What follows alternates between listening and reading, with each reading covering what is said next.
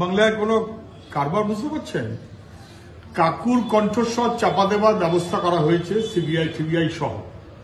কাকুর কণ্ঠের স্বর কিন্তু আর বেরোলো না, তাহলে ওপরের বড় বড় রথী মহারথীরা ধরা পড়ে যাবে।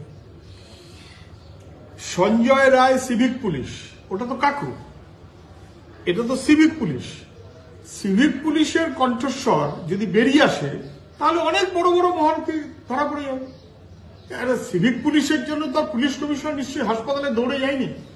ফলে সিভিক পুলিশের কণ্ঠে খুব ভয়, যাতে কণ্ঠটা প্রকাশিত না হয়।